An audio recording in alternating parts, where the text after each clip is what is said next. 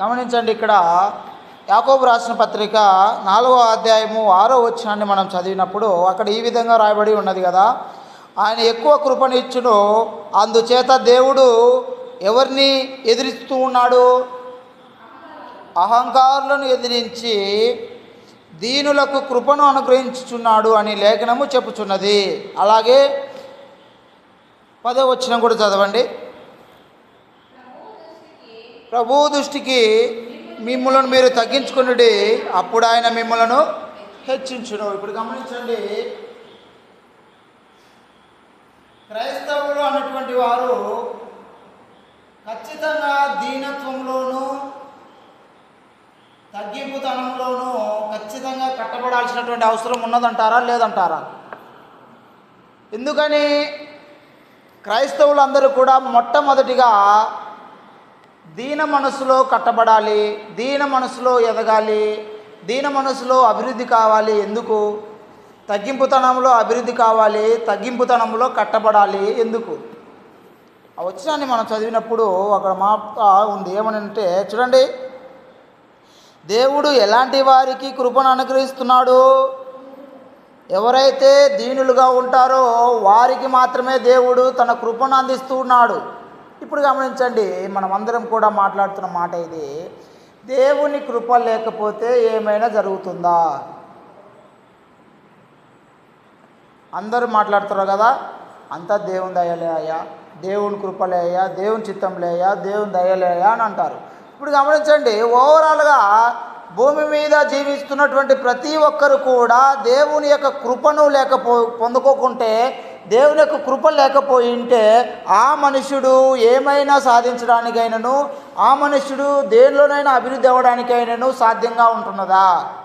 ఒక వ్యక్తికి దేవుని యొక్క కృప లేకపోతే, ఒక వ్యక్తికి దేవుని యొక్క దయ లేకపోతే ఆ మనుషుడు దేనినైనా సంపాదించుకుంటాడా? దేనినైనా ఆయన పొందుకుంటాడా? ఆలోచన చేయండి. దేవుని యొక్క కృప లేకపోతే మానవుడికి ఏది ఉన్నా కూడా అది ఉపయోగకరమేనా? దేవుని దయ లేకపోయింటే ఆ మానవునికి ఏమున్నా ప్రయోజనకరంగా ఉంటున్నదా? లేదు. మానవులు ఖచ్చితంగా ఏం కావాలి? దేవుని యొక్క కృప కావాలి. ఎందుకు? అదే యాకోబు రాసిన పత్రిక 1వ అధ్యాయం చదవండి, 1వ అధ్యాయము 17వ వచనం చదవండి.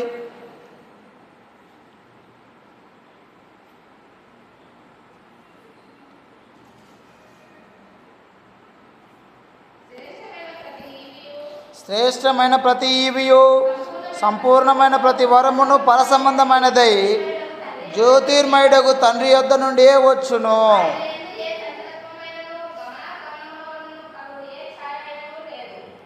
ఏదైనా రావాలి అని అంటూ ఎక్కడి నుండి రావాలి? ఇంద్రా, ఎక్కడి నుండి రావాలి? శృతి, ఏదైనా ఒకటి రావాలి అని అంటే ఎక్కడి నుండి రావాలి? పండు, ఇక్కడ గమనించండి, వచనంలో శ్రేష్టమైన ప్రతి ఈవియు సంపూర్ణమైన ప్రతి వరమును పరసంబంధమైనదై జ్యోతిర్మయుడగు తండ్రి యొద్ద నుండియే వచ్చును. ఆయన యందు ఏ చంచలత్వమైనను గమనముల వల్ల కలుగు ఏ ఛాయ అయినను తామతర్యాలు లేవు. దేవుని దగ్గర ఆయన ఏం చంచలత్వం లేదు. అంటే కొంచెంసేపు ఇస్తానని చెప్పి కొంచెంసేపు ఆపేసేటువంటి వాడు కాదు. ఆయన ఏదైనా భూమి మీద మానవుడికి ఏదైనా జరగాలి అని అంటే కేవలము దానికి సోర్స్ ఎక్కడి నుండి రావాలి? కేవలము దేవుడి దగ్గర నుండే మానవునికి రావాలి. అయితే దేవుడు ఎలాంటి వారికి ఆ కృపనిస్తానంటున్నాడు? ఎలాంటి వారికి? దీనులకు. సో ఇప్పుడు క్రైస్తవులుగా ఫస్ట్ మనము దీనత్వంలో కట్టబడాల్సిన అవసరం ఉన్నదంటారా లేదంటారా? గమనించండి, ఇది చాలా ప్రాముఖ్యం. దీనత్వం అనేది, తగ్గింపుతనం అనేది. ఈ తగ్గింపుతనము దీనత్వము అనేటువంటిది చాలా ముఖ్యం. ఎందుకంటే ఇలాంటి వారికి దేవుడు ఏమి ఇస్తాడో మనం చూద్దాం వచనాలలో. ఇలాంటి వారికి దేవుడు ఏమి ఇవ్వబోతాడో తెలుసుకుందాం ఫస్ట్ మనం. అయితే ఒకసారి యోహాను సువార్త చదవండి. యోహాను సువార్త 3వ అధ్యాయము 27వ వచనాన్ని చదవండి.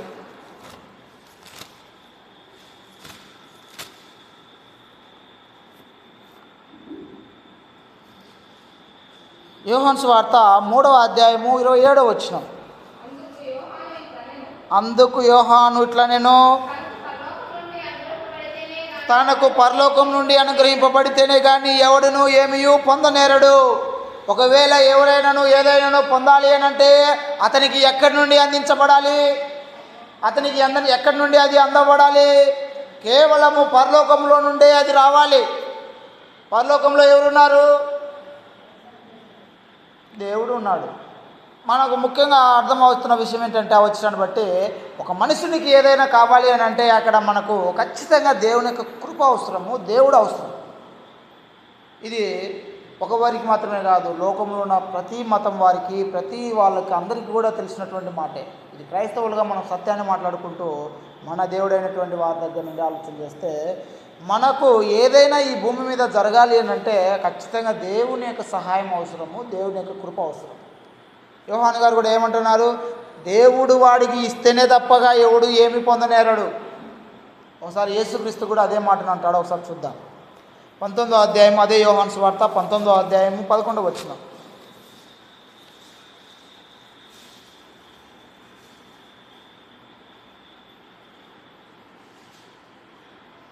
అందుకు యేసు, పై నుండి నీకు ఇవ్వబడి ఉంటేనే తప్ప నా మీద నీకు ఏ అధికారమును ఉండదు. ఎక్కడి నుండి ఇస్తేనే అధికారం వస్తుందంట? ఏదైనా రావాలి అని అంటే ఎక్కడి నుండి రావాలని యేసుక్రీస్తు అంటున్నాడు. ఏదైనా నీకు ఈ అధికారం రావాలని అంటే అది పైనుండే రావాలి. కాబట్టి పిలాతు, నీకు ఇచ్చినటువంటి అధికారము దేవుడే ఇచ్చాడు, కాబట్టి నీ పని నువ్వు చేసేయి. ఎక్కడి నుండి రావాలని నేర్చుకుంటున్నాం ఈ వచనాలలో మనము? ఎక్కడి నుండి మనము ఈ యొక్క వాక్యాలను చదువుకుంటున్నప్పుడు మనకు రావాల్సినటువంటి అధికారము, మనకు రావాల్సినటువంటి ఆ శక్తి, మనకు రావాల్సినటువంటి ప్రతి దయ, ప్రతీది కానీ, మనం ఈరోజు చెల్లిస్తున్న ప్రతిదీ కానీ, మనం అనుభవిస్తున్న ప్రతిదీ కానీ ఎక్కడి నుండి రావాలి? కేవలము దేవుడి దగ్గర నుండి మాత్రమే పొందుకోవడానికి మనం అర్హులం. దేవుడు తప్పక ఎవడు కూడా మనకి ఇచ్చేదానికి లేరు. సో ప్రతి దానికి సోర్స్ దేవుడే. దేవుడు అయితే ఆ దేవుడు ఎలాంటి వారికి ఇస్తానంటున్నాడు? అక్కడ ఆ కృప దీనులకు ఇస్తానంటున్నాడు. సో ఇప్పుడు మనకు దీనత్వం అనేటువంటిది ఇంపార్టెన్స్ తెలియాలి. దీనత్వం యొక్క ఇంపార్టెన్స్ మనకు అర్థం కావాలి. తగ్గింపుతనం యొక్క ఇంపార్టెన్స్ మనకు అర్థం కావాలి. ఈ తగ్గింపుతనము మనం కలిగి ఉన్నప్పుడు దేవుడు మనకు కృపణిస్తానంటున్నాడు. ఒకవేళ ఇలాగా లేకపోయినప్పుడు మనము ఎలా ఉన్నవాళ్ళు అవుతాము? అహంకారులుగా ఉంటున్నట్టుగా ఉంటాము. అహంకారులకు దేవుడు ఏం చేస్తానన్నాడు? 5వ అధ్యాయంలోని 6వ వచనంలో, 4వ అధ్యాయం 6వ వచనంలో యాకోబు పత్రిక ఏమన్నాడు? అహంకారులను ఎదిరించుతానన్నాడు. అన్నాడా? అహంకారులను ఎదిరించి దీనులకు, ఈ దీనత్వము, ఈ తగ్గింపుతనమును మనం వద్దని అనుకుంటే మనం ఎలాంటి వారము? సో అహంకారులం అంటే ఎవరికి విరోధులం? దేవునికి విరోధులం. ఈ పద్ధతి మంచిది కాదని దేవుడు ఏం నేర్పుతున్నాడు? మనుషులకు తగ్గించుకొని జీవించండి, మీకు నేను కృపనిస్తాను అని అంటాడు. ఇది ఇలాగా ఉంటే దీని యొక్క సారాంశాన్ని పూర్తిగా మనం తెలుసుకుందాం. మొదటి కొరింథీయులకు రాసిన పత్రిక 15వ అధ్యాయము 23వ వచనాన్ని మనం చదువుకుందాం. మొదటి కొరింథీయులకు రాసిన పత్రిక 15వ అధ్యాయము 23వ వచనం.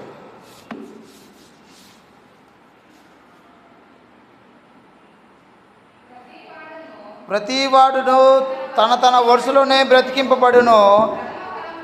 ప్రథమ ఫలము క్రీస్తు. తర్వాత క్రీస్తు వచ్చినప్పుడు తన వారందరూ కూడా బ్రతికింపబడుదురు. ఒకసారి 13వ వచనం కూడా చదువు.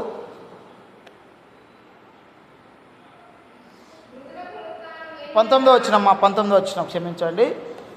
ఈ జీవిత కాలము మట్టికే మనము క్రీస్తునందు నిరీక్షించిన వారమైన ఎడల మనుషులందరికంటే దౌర్భాగ్యులమై ఉందుము. అలాగే 23వ వచనం చదివితే, ప్రతివాడు తన వరుసలోనే బ్రతికింపబడును. ప్రథమ ఫలం క్రీస్తు. తర్వాత క్రీస్తు వచ్చినప్పుడు ఆయన వారందరూ కూడా బ్రతికింపబడుదురు. ఇక్కడ చదువుతున్నటువంటి విషయాన్ని గమనించండి. ఈ జీవిత కాలము మట్టికే మనకు దేవునితో అవసరం ఉంటున్నది అంటున్నాడా? ఆ వచనం చదవండి, 19వ వచనం. గమనించండి, ఇక్కడ దేవుడితో మనకు సంబంధము, దేవుని దగ్గర నుండి రావాల్సినటువంటి ఆ దయ, కృప కేవలము భూ సంబంధంగానే అవసరమై ఉంటుందా? లేకపోతే రాబో లోకంలో కూడా అవసరమై ఉండాలన్నా? అవసరమై ఉంటుంది. అది దేవుని యొక్క దయ ఈ లోకంలో వరకే మనకు అవసరమా, పరలోకానికి కూడా వెళ్ళడానికి అవసరమా? కానీ మనుషులు ఏమనుకుంటున్నారు అంటే కేవలము దేవుని యొక్క అవసరము ఈ భూమి మీద ఉండడానికే చాలు, అనగా పిల్లకు పెళ్లి చేయాలి, ఇల్లు కట్టుకోవాలి, పిల్లలను కనాలి, లేకపోతే ఇంకా అవసరాలు తీర్చాలి, ఇందుకోసమే దేవుడి దగ్గరికి వెళ్ళాలి మనము అనుకుంటూ దేవుని అవసరాలను వాడుకుంటూ ఉంటున్నారు ఈనాడు మనుషులు. అయితే ఇక్కడ చెప్తున్న విషయం ఏమిటంటే చదవండి, ఈ జీవిత కాలము మట్టుకే మనము క్రీస్తునందు నిరీక్షించిన వారమైతే మనుషులందరికంటే మనము దౌర్భాగ్యం అవుతాము. మనకి క్రీస్తుతో ఎప్పటి వరకు అవసరము, దేవుడితో ఎప్పటి వరకు అవసరం మనకు? ఈ జీవిత కాలం వరకేనా? ఈ భూమి మీద మనం చనిపోయినంత వరకే దేవునితో అవసరమా? మరి పరలోకానికి వెళ్ళడానికి కూడా దేవుడు అవసరం. అందుకే 23వ వచనం చదివించా. తర్వాత అందరూ ఏం చేస్తారంట? క్రీస్తు ముందు లేచాడు, ఆయన తర్వాత అందరూ కూడా తన వారందరూ కూడా బ్రతికింపబడతారు. వారి ఒక వరుసలో వారందరూ నిలబడతారు. అంటే తర్వాత మనం ఏం చేస్తాము? క్రీస్తు వారంగా ఉంటే అందరం కూడా మన యొక్క వరుసలలో మనం లేస్తూ బతికింపబడుతూ వస్తాం చనిపోయిన తర్వాత. దీన్ని బట్టి ఆలోచన చేసినప్పుడు ఈ దీనత్వము, ఈ దేవుని యొక్క కృప మనకు కేవలము ఈ లోకంలో మాత్రమే కాదు, పరలోకానికి వెళ్ళడానికి కూడా అవసరమే. ఈ కృపను మనం నెగ్లెక్ట్ చేస్తే పరలోకానికి వెళ్ళడానికి కూడా మనము వద్దనుకున్నంటే, కాబట్టి ఈ కృపను మనం పొందుకోవాలి. ఖచ్చితంగా దేవుని యొక్క సహాయము, దేవుని యొక్క దయ మనకు కావాలి. అలా కావాలి అని అంటే మనం ఏం చేయాలి? ఫస్ట్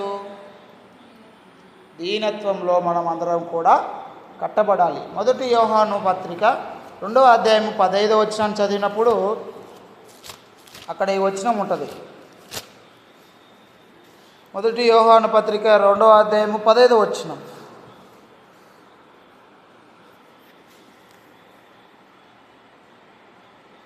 ఈ లోకమునైనను లోకంలో ఉన్న వాటినైనను ప్రేమింపకుడి, ఎవడైనను లోకమును ప్రేమించినట్లా తండ్రి ప్రేమ వానిలో ఉండదు. లోకంలో ఉన్నదంతా కూడా ఏమేమి ఉన్నాయంట? 2వ అధ్యాయము 16వ వచనం చదవండి. 1 యోహాను పత్రిక 2వ అధ్యాయం 16వ వచనం. ఈ లోకంలో ఉన్నదంతా ఏమంట? లోకంలో ఉన్నదంతయు అనగా శరీరాశయు, నేత్రాశయు, జీవపు డమ్మమును తండ్రి వలన పుట్టినవి కావు, అవి లోక సంబంధమైనవే. లోకమును దాని ఆశయు గతించిపోవచ్చున్నవి, కానీ దేవుని చిత్తమును జరిగించేవాడు నిరంతరము నిలుచును. అయితే ఇక్కడ మనుషులు అందరం ఏమనుకుంటున్నామంటే దేవుని యొక్క చిత్తాన్ని మనము వదిలిపెట్టేసుకుంటూ లోకాన్ని మీద ఆశపడుతూ ఉంటున్నాం. లోకం మీద మనం ఆధారపడిపోతూ ఉన్నప్పుడు లోకంలో ఉన్నదంతా కూడా ఒకరోజు ఏమైపోతుందంట? గతించిపోతుంది. లోకం మీద ఆధారపడకూడదు. మరి మనం ఏదాని మీద ఆధారపడాలి? దేవుని యొక్క కృప మీద, దేవుని యొక్క దయ మీద, దేవుడి మీద మనం ఆధారపడాలి. మనం ఏదైనా సంపాదించుకోవాలి అని అన్నప్పుడు దేవుని మీద తప్పక ఇంక వేరే ఆలోచన మనకు రాకూడదు. ఫస్ట్ ఇప్పుడు మనకు గమనించండి, ఏదైనా ఒక సమస్య వచ్చినప్పుడు ఫస్ట్ మన మైండ్లో వచ్చేది ఏంటి? దేవుడు అనేటువంటి ఆయన థర్డ్ పర్సన్ అయిపోతున్నాడు. ఆ తర్వాత ఇంకొక విషయం, ముందు ఈ సమస్యకు పరిష్కారము పలానా ఆయన దగ్గరికి వెళ్తే సరిపోతుంది, వీళ్ళ దగ్గరికి వెళ్తే సరిపోతుంది, వాళ్ళ దగ్గరికి వెళ్తే సరిపోతుంది అనుకుంటున్నాం. కానీ దేవుణ్ణి మనం ఆలోచన చేయడం లేదు. కానీ ఇక్కడ దేవుడు ఏమంటున్నాడు అంటే లోకంలో ఉన్న వాటిని అన్నీ మీరు గైకొనండి, ఆలోచన చేయండి దాన్ని, అవన్నీ కూడా ఒకరోజు గతించిపోతాయి, నేను మాత్రం నిరంతరం నిలుస్తాను, కాబట్టి నన్ను వెంబడించండి అని దేవుడు చెప్తున్నాడు. ఇక్కడ మనము కూడా దేవుని యొక్క కృపను కాకోకుండా, దేవుడు ఇస్తున్నటువంటి ఈ కృపను కాకోకుండా ఏదైనా మనం వెంబడించినప్పుడు మనం కూడా ఏమైపోతాం? ఒకనాడు దానివల్లే గతించిపోతాం, నాశనం అయిపోతాం. కాబట్టి మనకు దేవుని యొక్క కృప, దేవుని యొక్క సహాయం మనకు చాలా అవసరం. అయితే ఆ దేవుడు యొక్క కృప ఎవరికి ఇస్తానంటున్నాడు? యాకోబు రాసిన పత్రిక 4వ అధ్యాయము 6వ వచనం.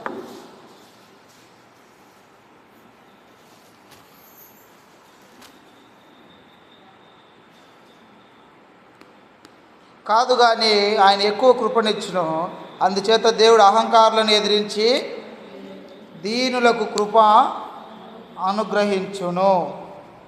ఇక్కడ గమనించండి, 10వ వచనం చదవండి. ప్రభువు దృష్టికి మిమ్ములను మీరు తగ్గించుకునుడి, అప్పుడు ఆయన మిమ్ములను హెచ్చించును. తగ్గించుకోగలిగితే ఏమవుతావు? నువ్వు హెచ్చింపబడతావు. నువ్వు హెచ్చింపబడాలని ఆలోచన చేసి నువ్వు నీ ఇష్టం వచ్చినట్టు నువ్వు చేస్తే అర్థం కాలేదు కదా. మనకై మనము హెచ్చించబడాలి అని, మనకై మనం గొప్పవారిగా ఉండాలని. ఇప్పుడు నేనే ఉన్నాను, నాకు పలానా షేర్లో కూర్చొని వాక్యం చెప్పాలని ఇష్టము, పెద్ద పెద్ద బిల్డింగ్లో కూర్చొని చెప్పాలని అనుకుంటానా. వెళ్ళి నేను పోయి కూర్చుంటానంటే నన్ను కూర్చొని ఇస్తాడా దేవుడు? లేదు, ఆయన చిన్నగా కట్టబడాలి.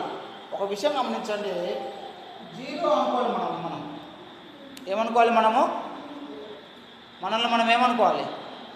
జీరో అనుకోవాలి. అనగా అట్లానే మనల్ని మనం తిరస్కరించుకున్నట్టుగా కాకుండా మనలను మనం తగ్గించుకుంటూ దేవునికి అవకాశం ఇవ్వాలి. అలాగా మనకే మనం హెచ్చించబడాలి అని చెప్పి మనమే ప్రయత్నం చేస్తే హెచ్చించబడం. మనం చూసాం, యెరోబాము సంగతి చూసాం. ఇదిగో ఈ జనులు నన్ను విడిచిపెట్టిపోతారేమో అని చెప్పి ఆయన వెళ్ళి ఏం చేశాడు? తనకై తానే తన స్వభావంగా ఆలోచన చేసుకొని వెళ్ళి బలులు అర్పించాడు, బలిపీఠములు కట్టాడు. ఆ సౌలు కూడా ఏం చేశాడు? తనకై తానే సాహసించి బలిపీఠం మీదకి ఎక్కి బలులు అర్పించుతూ వచ్చాడు. ఇక్కడ మన యొక్క ఆలోచనతో మనం ఏదైనా చేయాలి అని దేవుని దగ్గరికి వెళ్ళి చేయాలని, మనమే గొప్పవారిగా ఉండాలని ప్రయత్నం చేస్తే ఖచ్చితంగా మనం తృణీకరించబడతాము, దేవుడు కొట్టివేస్తాడు మనల్ని. అయితే ఇక్కడ మనం చేయాల్సిన విషయం ఏంటంటే చిన్న లాజిక్ ఇది, అంతే. నీకు ఒకవేళ హెచ్చించబడాలి అని అనుకుంటే, నీవు గొప్పవాడిగా ఉండాలి అని అనుకుంటే నువ్వేం చేయాలి? నువ్వేం చేయాలి? తగ్గించబడాలి. ఈ మాటను గుర్తుపెట్టుకోండి. తగ్గించబడినప్పుడే మనం హెచ్చించబడతాము. ఈ విషయంలో మనకు ఎప్పుడైనా అనిపించిందా? కుటుంబంలో కానీ, మనం చదువుతున్నటువంటి చదువులలో కానీ, మనం తిరుగుతున్న సమాజంలో కానీ, ఎక్కడైనా కానీ సరే ఈ ఫార్ములా మనం ఉపయోగిస్తే ఖచ్చితంగా మనం విన్ అవుతాం. ఎందుకంటే ఇది నేను చెప్తున్న మాటనా? యేసుక్రీస్తు చెప్పిన మాట, దేవుడే చెప్పినటువంటి మాట. ఇక్కడ నీకు ఒకవేళ గొప్పవాడిగా ఉండాలని అనుకుంటే నీ మాటల చేతనో నీ పంతముల చేతనో నీ గొప్పవాడిగా అవ్వడానికి వీలు లేదు. నువ్వు గొప్పవాడిగా కావాలని అనుకుంటే జస్ట్ ఫార్ములా ఫాలో అయిపోదాం. మనం ఏం చెప్తున్నాడు మన ప్రభువు? ఏమంటున్నాడు మన ప్రభువు? ఇదిగో నీకు గొప్పవాడిగా కావాలని అనుకుంటున్నావా? అయితే తగ్గించుకో ఫస్ట్, నిన్ను ఖచ్చితంగా హెచ్చిస్తాను నేను అని చెప్తున్నప్పుడు ఈ ఫార్ములాను మనం మర్చిపోతున్నాం. మనం ఏం చేస్తుంటామంటే మనకై మనమే మన సొంతగా ఆలోచన చేసుకుంటూ నన్ను తిడతారా, నన్ను అవుతారా, నన్ను చేస్తారా, నేను కాకుండా వీళ్ళు ఎవరు అందరూ గొప్పోళ్ళ. ఈ ఫార్ములా వద్దు. యేసుక్రీస్తు చెప్పినటువంటి చిన్న ట్రిక్ అది, అంతే. గొప్పవాడు కావాలని లోకంలో ప్రతి ఒక్కరికి ఉంటుందా? ప్రతి ఒక్కరికి ఉంటుంది. కానీ వారి యొక్క సామర్థ్యతను బట్టి వారు తగ్గించుకున్నప్పుడే దేవుడు ఖచ్చితంగా పైకి తీసుకుని వస్తాడు. అలా తగ్గించుకునే వారికే దేవుడు హెచ్చిస్తానని చెప్తున్నాడు. ఒకసారి 1 పేతురు పత్రిక 5వ అధ్యాయం చదవండి. 1 పేతురుకు రాసిన పత్రిక 5వ అధ్యాయం 5వ వచనం.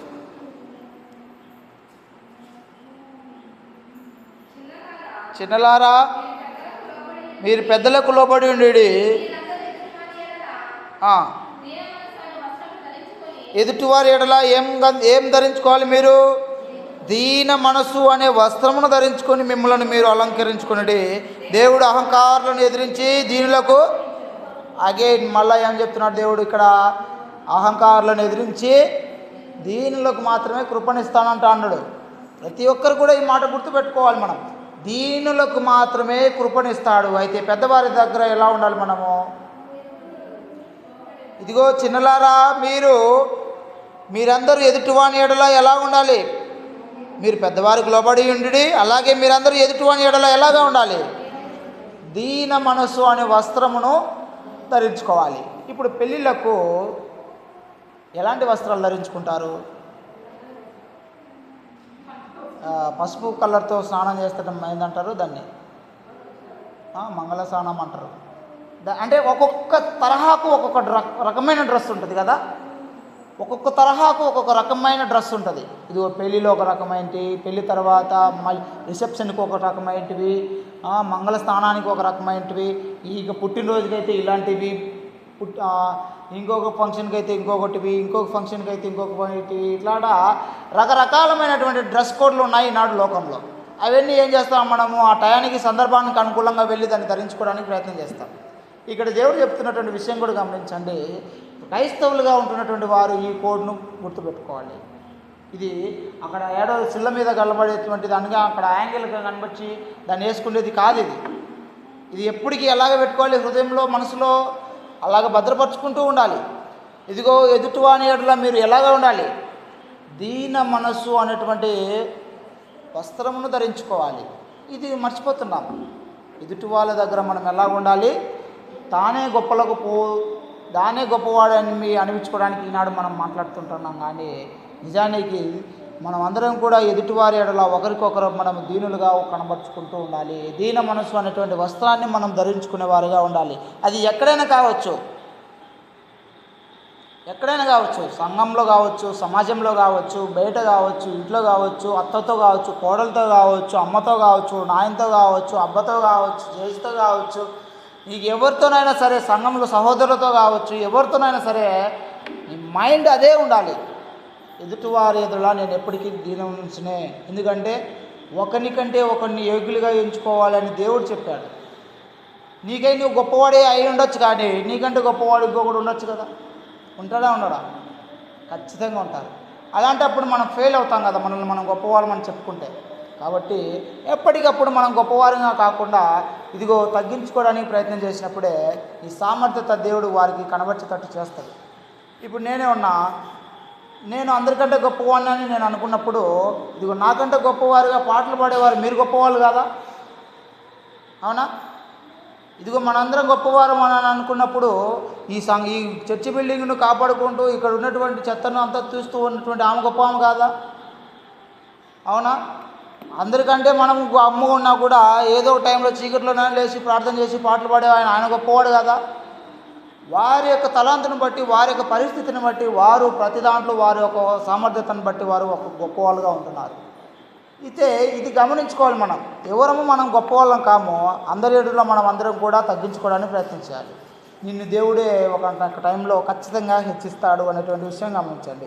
ఇది ఇలాగ లేకపోతే దేవుడు ఏం చేస్తున్నట్టున్నాడు? అక్కడ అహంకారంగా ఉంటే ఖచ్చితంగా ఎదిరించుతానంటున్నాడు దేవుడు.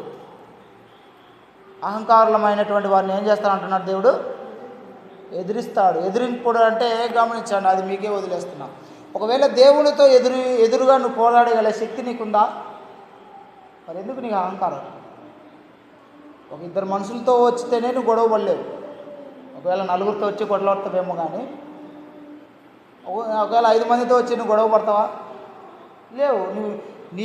నీ సామర్థ్యం మనిషి ఒక 2 మనుషులు 4 మనుషుల కంటే నువ్వు గొడవ పడలేవు. కానీ దేవునితో గొడవ పడేటువంటి అహంకారం నీలో ఉంది. అందుకే దేవుడు ఏమంటున్నాడు? అహంకారులుగా ఉండకండి, దేవుడు ఖచ్చితంగా వారిని ఎదురిస్తానంటున్నాడు. మనం సింపుల్గా ఆలోచన చేయాలి. ఎందుకు మనం అహంకారులుగా ఉండాలి? మనం తగ్గించుకుంటే మేలే కదా. తగ్గించుకునే వారికి దేవుడు కృపనిస్తానంటున్నాడు కదా. ఆ కృప లేకపోతే మనం ఏం కాదు, మనం ఏం చేయలేం. కృప లేకపోతే మనం నథింగ్. అలాంటిది ఆ కృపను పోగొట్టుకొని దేవునితో పోరాటం మనకు అవసరమా? కాబట్టి మొదటిగా సంఘస్థులు ఏ దాంట్లో కట్టబడాలి? తగ్గింపుతనంలోనూ దీన మనసులోనూ సంఘస్థులందరూ కూడా కట్టబడాలి. ఆ కృప కేవలము దేవుని ఎదుట తగ్గింపు కలిగినటువంటి వారికి మాత్రమే ఇస్తాడు. ఎవరికి ఇస్తాడు ఈ కృప? ఎదుటి వాళ్ళ ఎడల ఎప్పుడైతే తగ్గించుకుంటామో అలాంటి వారికి మాత్రమే దేవుడు మనకు కృపనిస్తాడని అంటున్నాడు. ఒకసారి మత్తయి సువార్త 11వ అధ్యాయం చదవండి.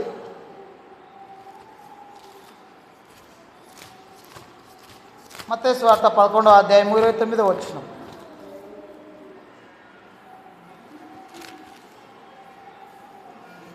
మత్తయి సువార్త 11వ అధ్యాయం 29వ వచనం.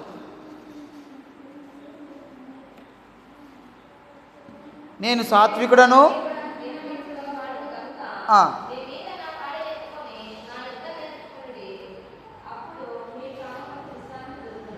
చాలండి. ఇప్పుడు యేసుక్రీస్తు ఎలాంటి వాడు అంటున్నాడు?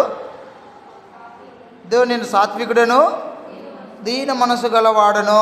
క్రీస్తు అనేటువంటి ఆయన ఎలాంటి వాడంట? దీన మనసు గలవాడు, తగ్గింపు కలిగినటువంటి వాడు, సాత్వికమైనటువంటి వాడు, దీన మనసు గలవాడు యేసుక్రీస్తు ప్రభువు. అయితే మనము ఎవరి దగ్గరికి వెళ్ళి నేర్చుకోవాలి ఇప్పుడు దీన మనసును?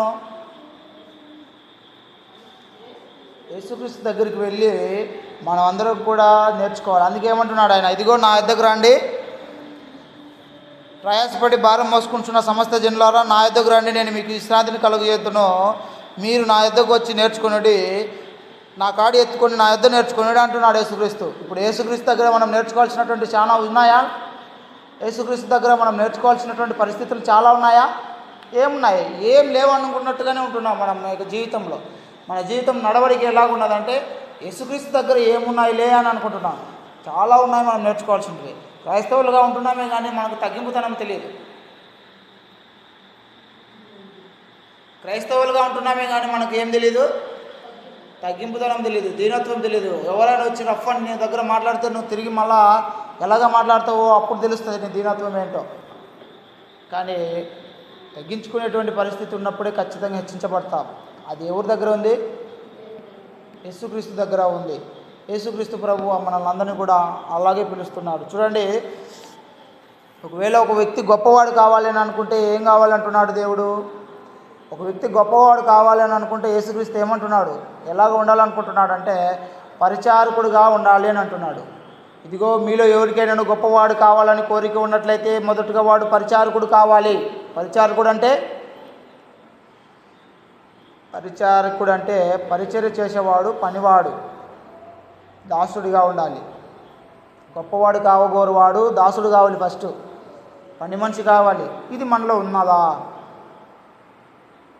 లేకపోతే మనం క్రీస్తు దగ్గర నేర్చుకోవాలి కదా ఖచ్చితంగా. ఇలాగా సంఘం కట్టబడాలి కదా. ఇప్పుడు ఓవరాల్గా మనం నేర్చుకున్నటువంటి విషయం ఏంది? నేర్పరైన శిల్పకారుడు మంచి విషయాల్లో కట్టాలి. క్రీస్తు యొక్క పోలిక చొప్పున సంఘాన్ని కట్టాలి. క్రీస్తు యొక్క పోలికలో ప్రాముఖ్యమైనది ఏంటి? దీని మనసు, తగ్గింపుతనం. ఈ తగ్గింపుతనం ఉంటే దేవుడు ఏమి ఇస్తున్నట్టున్నాడు? కృపను ఇస్తున్నాడు. సో సంఘానికి కృప ఉంటే ఇంక మిగతాటన్నీ ఆటోమేటిక్గా వస్తూ ఉంటాయి. దేవుడు మన మీద చూపు ఉంటే ఆటోమేటిక్గా మనకు కావాల్సిన అన్నీ కూడా వస్తూ ఉంటాయి. ఇది మర్చిపోతున్నాం మనము. ఈ ఫార్ములా మర్చిపోతున్నాం మనం అందరం కూడా.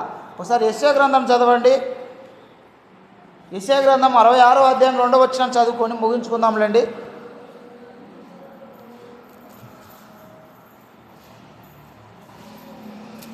యెషయా గ్రంథము 66వ అధ్యాయము 2వ వచనం చదవండి. అవన్నీ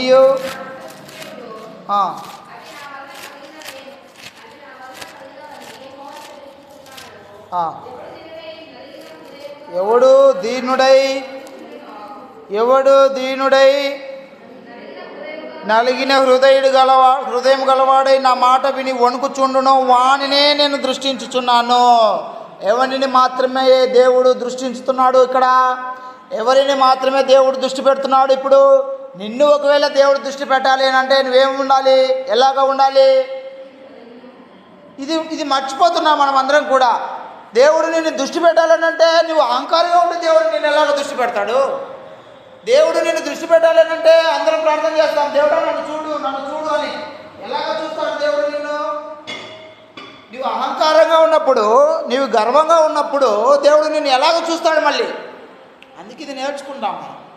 ఎప్పుడైతే మనము నలిగిన హృదయం గల వారిగా ఉంటామో అలాంటి వాడిని మాత్రమే దేవుడు దృష్టి ఉంచుతాడంటున్నాడు. ఇప్పుడు సంఘంలో మనము దేవుని ఎదుట నలిగిన హృదయం గల వారంగా, తగ్గించుకునే హృదయం గల వారిగా ఉంటే సంఘానికి దేవుడు తోడు ఉంటాడా, ఉండడా? ఇది కట్టబడాలి ఫస్ట్. మనం ఇందులో కట్టుకోవాలి మనల్ని మనం. ఇది క్రీస్తు యొక్క హృదయం అయినది అనేది కూడా చూసాం మనం. ఇంకొకసారి యెషయా గ్రంథంలోని 57వ అధ్యాయము, యెషయా గ్రంథము 57వ అధ్యాయము 15వ వచనం చదవండి.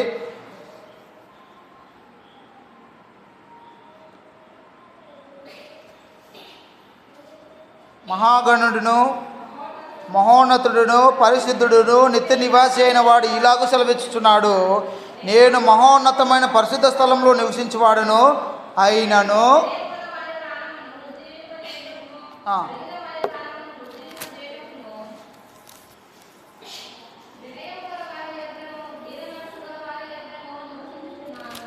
దేవుడు ఎలాంటి వాడు? 15వ వచనం స్టార్టింగ్లో ఆయన మహాగణుడును మహోన్నతుడును పరిశుద్ధుడును నిత్య నివాసి అయినటువంటి వాడు. ఆయన దేవుని యొక్క పరిస్థితిని గమనించండి.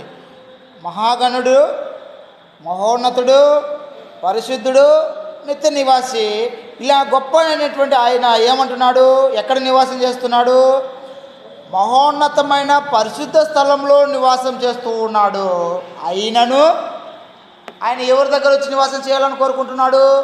అంత గొప్ప గొప్ప ఆయన, గొప్ప ప్లేస్లో ఉన్నటువంటి ఆయన ఎవరి దగ్గర ఉండాలని కోరుకుంటున్నాడు? ఎవరి దగ్గర నివాసం చేయాలని కోరుకుంటున్నాడు? ఇక్కడ వినయము గల వారి ప్రాణమును ఉజ్జీవింపజేయుటకును, నలిగిన వారి ప్రాణమును ఉజ్జీవింపజేయుటకును, వినయం గల వారి యొద్దను, దీన మనసు గల వారి యొద్దను నివసించుచున్నాను. ఇది గుర్తుపెట్టుకోండి. ఇలా సంఘస్థులు ఉంటే వారి దగ్గర ఆయన నివాసం చేయడానికి ఇష్టపడుతున్నాడా లేదా? మరి సంఘం ఇలాగ ఉండాలనా లేదా? ఇప్పుడు ఖచ్చితంగా సంఘము ఈ విధమైనటువంటి కట్టడంలో కట్టబడితేనే దేవుడు మనతో ఉంటాడు. ఒకవేళ ఇలాంటి పరిస్థితి సంఘంలో లేకపోతే సంఘంలో దేవుడు ఉంటాడా? మరి ఎందుకు క్రీస్తు సంఘం అని పిలుచుకుంటాం మనం అందరం? చాలామంది క్రీస్తు సంఘాలలో కూడా సేవకులకే అహంకారములు ఉంటాయి, సేవకులకే గర్వాలు ఉంటాయి, సేవకులకే అన్నీ ఉంటాయి. అది ఉంటే దేవుడు అందులో ఉంటాడని మనం గమనించుకోవచ్చా? ఒక ఆయన అంటాడు, నా సేవకుని జోలికి ఎవరైనా వస్తే తలకాయలు లేచిపోతాయి అంటాడు. ఇది నిజమైనటువంటి తగ్గింపుతనము కలిగినటువంటి సంఘస్థులు మాట్లాడే మాటల, అహంకారం కలిగినటువంటి సంఘస్థులు మాట్లాడే మాటల? నిజంగా నీ బలం ఉండొచ్చు. ఒకవేళ అలాగ ఉన్న ఎడలు నువ్వేం చేయాలి? తగ్గించుకోవాలి. ఆ బలాన్ని నువ్వు దేవుని కోసం వాడు. నీ యవ్వన కాలంలో నీకు ఉన్నటువంటి ఆ బలాన్ని దేవుని కాడిని మోయడానికి వాడాలి. కానీ నీవు మనుషులను కొట్టడానికి, మనుషుల తలలు తీసేయడానికి, సంఘంలో ఉండడానికి నీకు హక్కు లేదు. అలాగ ఉన్నప్పుడు సంఘంలో దేవుడు నివాసం చేస్తాడంటాడా? ఏ పాటలు పాడుతున్నారు కదా, అక్కడ కూడా వాక్యం చెప్పబడుతుంది కదా, అక్కడ కూడా మరి అక్కడ నివాసం చేయడా? తగ్గింపుతనం అనేది చాలా ప్రాముఖ్యం. సరైనటువంటి కట్టడంలో నేర్పరైన శిల్పకారుడు కట్టాలి సంఘస్థులను. సంఘ కాపురే సరిగా శిల్పకారుడు, మంచి శిల్పకారుడు కాకపోతే సంఘస్థులు ఎలాగవుతారు చెప్పండి? అయితే అది వాళ్ళ తప్పు కాదు, కానీ దేవుని వాక్యం పట్ల వారికి లేని ఆ గ్రహింపుతనము వాళ్ళకి లేదు.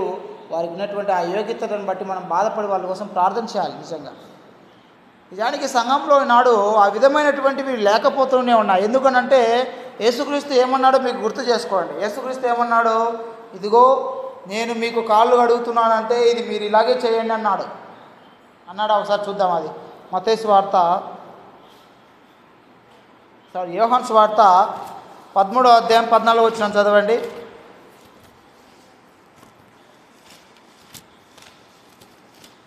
యోహాను సువార్త 13వ అధ్యాయము 14వ వచనం.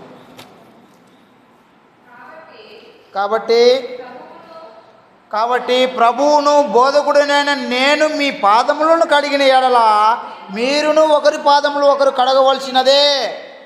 ఏమంటున్నాడు? బోధకుడు అయినటువంటి ఆయన, ప్రభు అయినటువంటి ఆయనే ఏం చేస్తున్నాడంట? సంఘస్థులు అక్కడ ఉన్నటువంటి మనుషుల యొక్క, శిష్యుల యొక్క పాదములను కడుగుతున్నాడు. కాబట్టి ఆయన ఏం చెప్తున్నాడు? నేను మీ పాదములు కడిగానంటే మీరేం చేయాలి? ఇప్పుడు ఒకరికొకరు ఆ విధంగా సేవలు చేసుకుంటూ ఉండాలి. బోధకుడు సరిగా ఉంటే శిష్యులు వెంబడించేవారు కూడా ఎలాగుంటారు? అలాగే ఉంటారు.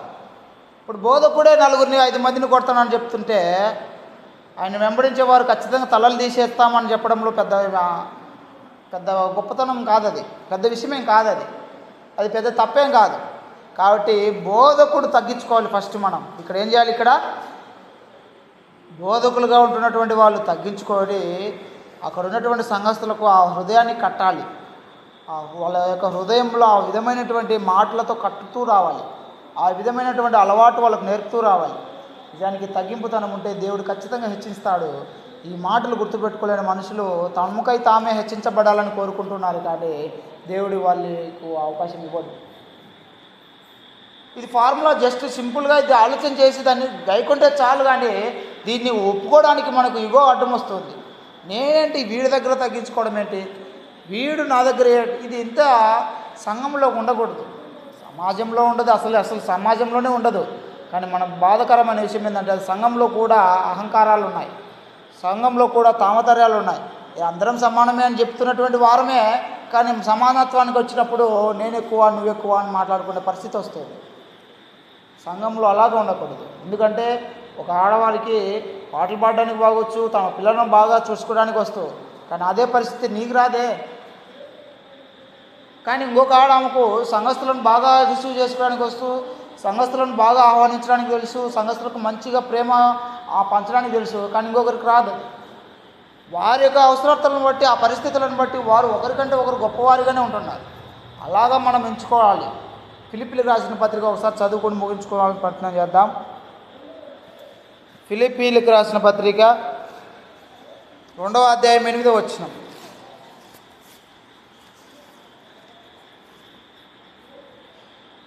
రెండవ అధ్యాయము 8వ వచనం.